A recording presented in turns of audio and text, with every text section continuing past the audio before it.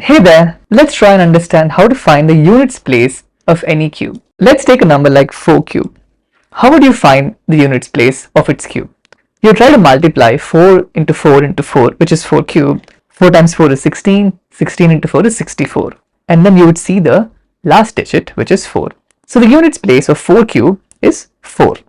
Similarly, for 7 cube, you would multiply 7 times 7 times 7, and that would be 343. So the units place is 3. This is a simple approach for single digit numbers or maybe even double digit. But what about numbers like 394 cube or 567 cube or even larger numbers? What would you do then? I have a simple approach for you. Let's see how. Before we do that, we first need to know the units place of all these simple cubes. So 1 cube would be 1. 2 cube is 2 times 2 is 4. 4 times 2 is 8. 3 cube is 3 times 3 is 9, 9 into 3 is 27, so that would be 7. 4 cube would be 64, so 4 is the last digit. 5 cube would be 125, so 5 is the units digit. 6 cube would be 216, 6 is the units digit. 7 cube would be 343, 8 cube is 512, 9 cube is 729, and 10 cube is 1000, with 0 as the units digit. And this is the table that you would get. For 0, you end with 0. For 1, you end with 1. For 2, we end with 8. For 3, we end with 7. For 4, we end with 4. For 5, we end with 5. For 6, we end with 6. For 7, we end with 3. 8, we end with 2. And 9, we end with 9. You don't need to memorize them just yet. Now let's see a different set of numbers. Look at these numbers. We have a bunch of cubes over here and we have their answers. Could you find anything interesting from these numbers? Take a good look. Here's another hint. Here's one more hint. Did you find the pattern?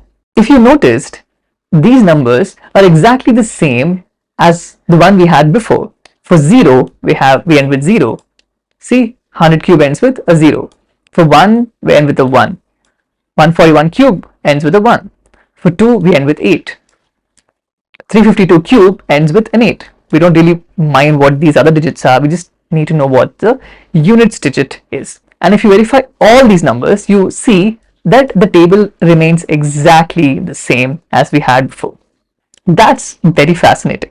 This means that only the units digit of the number matters for the units digit of the cube. None of the other digits seem to contribute to the units digit of the cube. Now, why is that?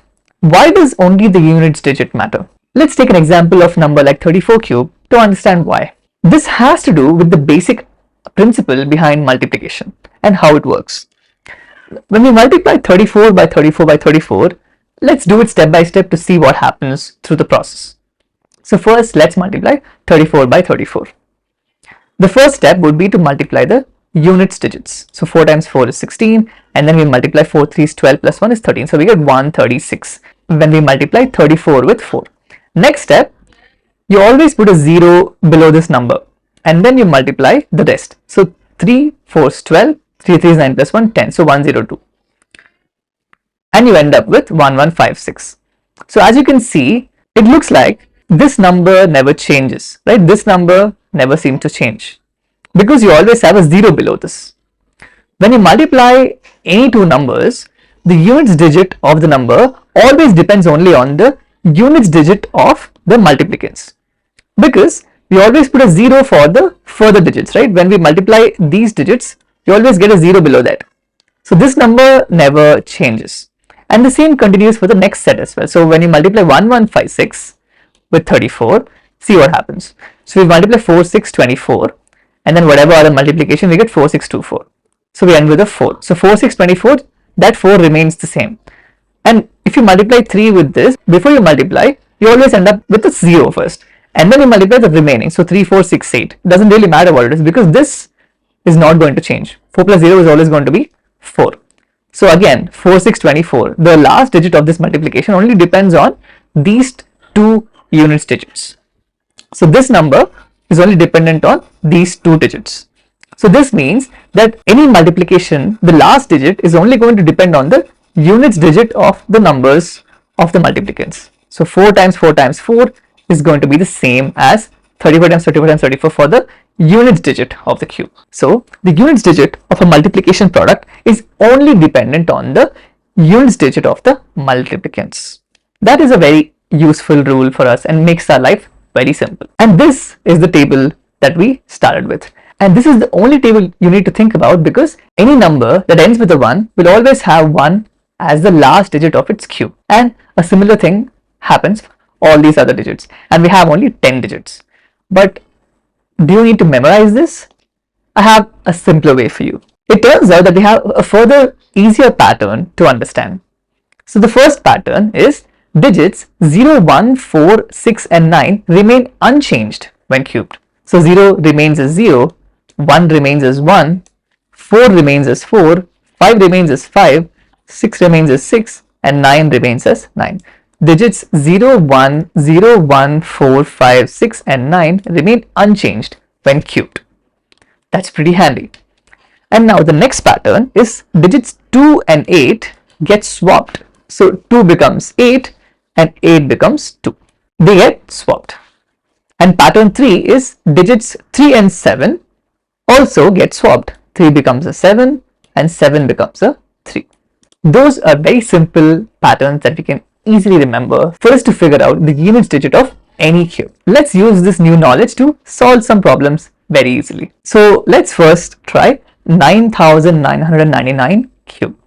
But do we really need to think about these other digits? No, because we only need to worry about the 9, which is 9 cube.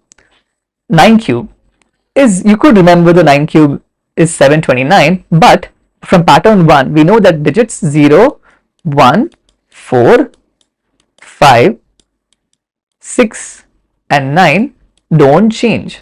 So 9 remains as 9. So the last digit or the unit digit of this number will be 9.